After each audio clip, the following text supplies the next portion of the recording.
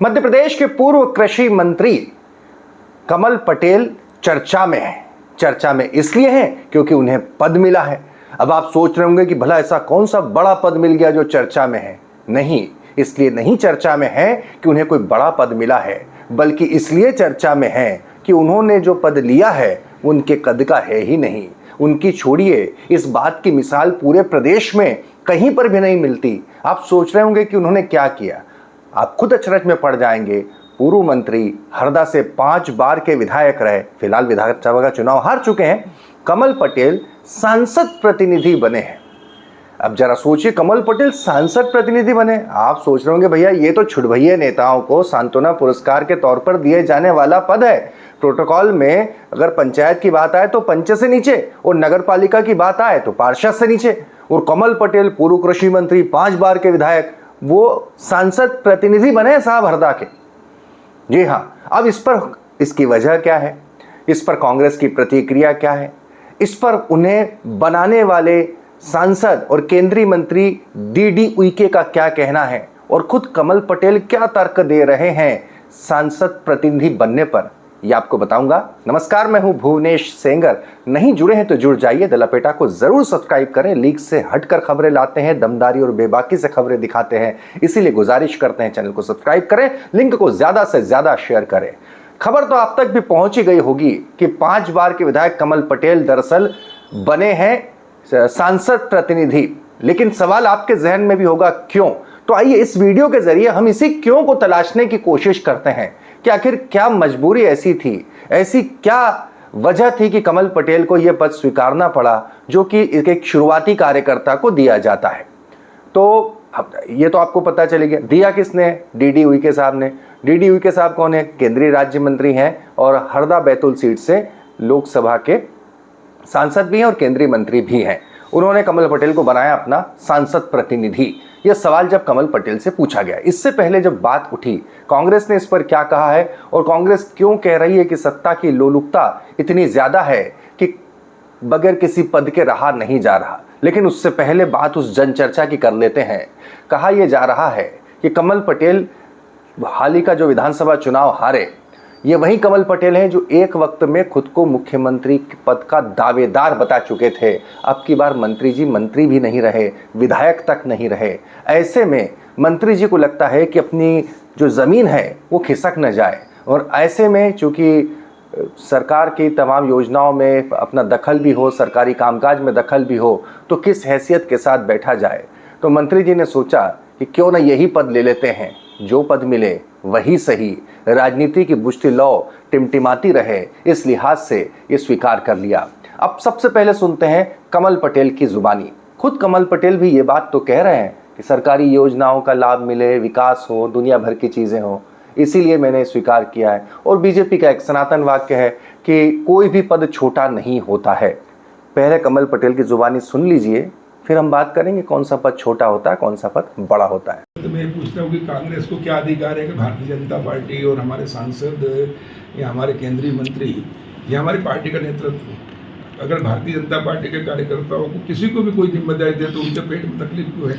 उनको कोई नैतिक अधिकार नहीं है, वो अपनी राजनीति का अपनी पार्टी में देखें। दूसरी बात, हमारे लोकप्रिय सांसद और हमारे केंद्रीय मंत्री जो कि वो पूरे देश में दौरा करेंगे, और इसलिए उनका एक प्रतिनिधि हरदा में जिले में प्रशासनिक और केंद्र प्रदेश सरकार की योजनाओं को अंतिम व्यक्ति तक पहुंचाने के लिए, प्रशासन को चुस्त दुरुस्त रखने के लिए और केंद्र सरकार प्रदेश सरकार की योजनाओं का ठीक से क्रियान्वयन हो वहां तक पहुंचाने के लिए उन्होंने मुझे ये जिम्मेदारी दी है। और दायित्व है भारतीय जनता पार्टी के कार्यकर्ता के लिए, कोई काम छोटा बड़ा नहीं होता।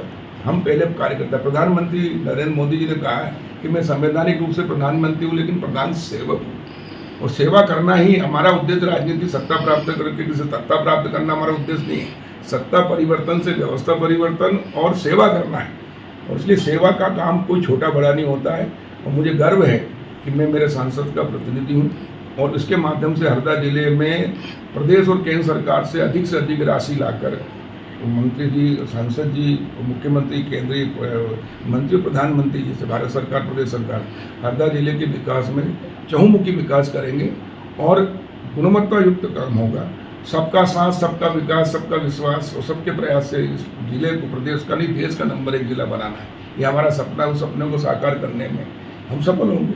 और मैं धन्यवाद देता हूँ हमारे सांसद और केंद्रीय मंत्री जी को, उन्होंने मुझे ये दायित्व दिया है। वो दायित्व है, पद नहीं है। और कांग्रेस को तकलीफ हो रही होगी, अब उनकी बिल्कुल नहीं चलना है।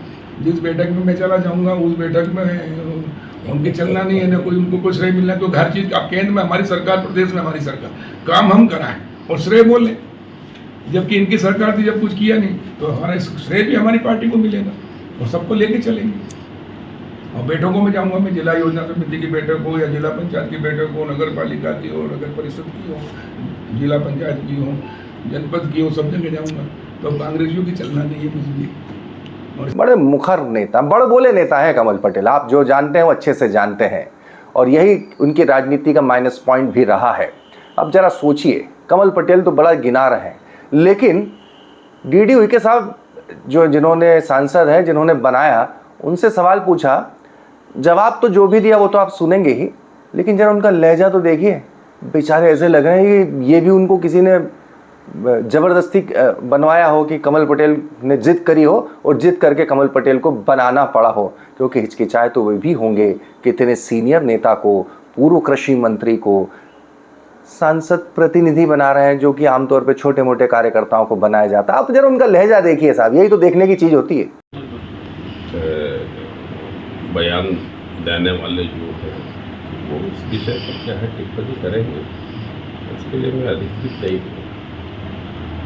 जी, हरदा में जो अपने भी जो पूर्व मंत्री हैं उनको अपने प्रतिनिधि बनाया, किस विचार से उन्होंने बनाया? विचार, अरे भाई, जो सर्वश्रेष्ठ व्यक्ति होगा, दोनों विधायक नहीं है हमारे, और क्योंकि मैं यशस्वी प्रधानमंत्री जी के मंत्रिमंडल में केंद्रीय राज्य मंत्री के रूप में ये जिम्मेवारी मुझे मिली है, ऐसी स्थिति में सबसे योग्यतम व्यक्ति जो प्रशासनिक और राजनैतिक और हमारे संगठनात्मक ढांचे में हमारे राज्य और केंद्र सरकार की सारी नीतियों को, सारी योजनाओं को अंतिम व्यक्ति तक पहुंचाने में जो महत्वपूर्ण भूमिका निभा सकते हैं, ऐसे योग्यतम व्यक्ति को ये दायित्व जो है सांसद प्रतिनिधि के रूप में उनको सौंपा गया है। मुझे आशा है कि पूरी जिम्मेदारी के साथ में हम अपने संगठन और प्रशासनिक जो हमारे दायित्व हैं उसको हम निभा पाएंगे।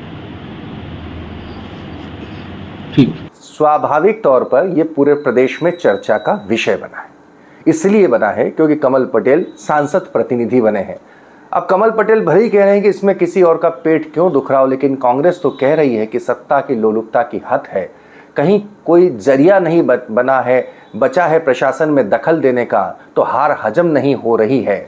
हारने के बावजूद दखल बरकरार रहे, इसीलिए पद चाहिए, कोई सा भी हो, कैसा भी हो, सांसद प्रतिनिधि सही, सरकार की बैठकों में आना जाना तो बना रहेगा। सुनिए कांग्रेस क्या कह रही है। कमल पटेल जी ने जो सांसद प्रतिनिधि का पद स्वीकार किया है, वो एक तरह से जनता द्वारा उनको नकार दिया गया। विधानसभा चुनाव में जनता द्वारा नकारे जाने के बावजूद पावर गेन करने के लिए वो पिछले गलियारों से सत्ता में वापस आने का रास्ता बना रहे हैं। कमल पटेल जी का ये पद लेने के पीछे उद्देश्य कोई जन सेवा नहीं है। उनका उद्देश्य ये है कि किस तरह शासकीय कार्यालयों में अपनी उपस्थिति दर्ज कराएं, किस तरह अधिकारियों को, किस तरह से कर्मचारियों को, किस तरह से उन ऑफिसेस में काम करने वाले अन्य व्यक्तियों को दबा के, धमका के अपनी बातें मनवाने का प्रयास करें। कमल पटेल जी का इससे चरित्र सामने आता है कि एक आदमी जिसे आम चुनाव में, विधानसभा चुनाव में पराजय का सामना करना पड़ा, वो किस हद तक सत्ता के भूखे हैं कि बैकडोर एंट्री ले रहे हैं। मैंने तो इसमें स्पष्ट कहा है कि ये जो प्रयास है उनका, वो एक मेरिट में जो स्टूडेंट एमए पास किया हुआ हो वो फिर से 8वीं की परीक्षा दे दे, इस तरह का प्रयास है। जो व्यक्ति मध्य प्रदेश का मुख्यमंत्री बनने का दावा रखता है, वो व्यक्ति प्रोटोकॉल में पंच से नीचे बैठेगा। इससे साबित होता है कि उनमें सत्ता की भूख किस हद तक। तो ये तो कांग्रेस के आरोप हुए, लेकिन सवाल आपके भी जहन में है।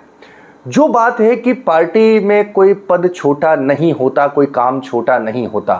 पहला सवाल ये है क्या पार्टी के प्रदेश नेतृत्व ने ये तय किया था कि यहाँ पर कमल पटेल सांसद प्रतिनिधि के तौर पर काम करेंगे? क्या डीडी उइके साहब ने ये क्रांतिकारी कदम लिया कि कमल पटेल को मैं अपना प्रतिनिधि बनाता हूँ, या फिर ये पद कमल पटेल ने खुद उनसे लिया? और फिर अगर ऐसा है, कोई पद छोटा नहीं होता तो सांसद प्रतिनिधि का पद भी छोटा नहीं होता, तो फिर तो और भी कमल पटेल जैसे नेता हैं जो चुनाव हारे हुए हैं, वहाँ भी तो विकास की ज़रूरत है। आप दतिया ले लीजिए, नरोत्तम मिश्रा भी तो चुनाव हारे हैं, तो क्या नरोत्तम मिश्रा भी सांसद प्रतिनिधि बनेंगे? पार्टी के और भी विधायक हारे हैं, पार्टी के जो विधायक हारे हैं क्या वो सांसद प्रतिनिधि बनेंगे? क्योंकि अभी तक कोई हारा हुआ विधायक भी पूरे प्रदेश में कहीं सांसद प्रतिनिधि नहीं बना है। कमल पटेल तो 5 बार के विधायक रहे हैं और पूर्व कृषि मंत्री रहे हैं, तो सवाल यहाँ पर इस बात का ज़रूर उठता है। वैसे आप क्या सोचते हैं? ये प्लेटफॉर्म बड़ा सबके लिए है, आपके लिए भी है, तो मुझे एक बात बताइए, आप क्या सोचते हैं कमल पटेल जैसे बड़े नेता ने सांसद प्रतिनिधि बनना क्यों स्वीकार किया होगा? आप हरदा से हैं तो आप और बेहतर जानते होंगे। बिंदास होकर लिखिए कमेंट बॉक्स में, ज़रूर आप बैठिए हमें लिखिएगा, तो ये आपके कमेंट्स सभी तक लोगों तक ज़रूर पहुंचेंगे। इसीलिए छोटी सी गुजारिश है, चैनल को सब्सक्राइब ज़रूर कर लीजिए।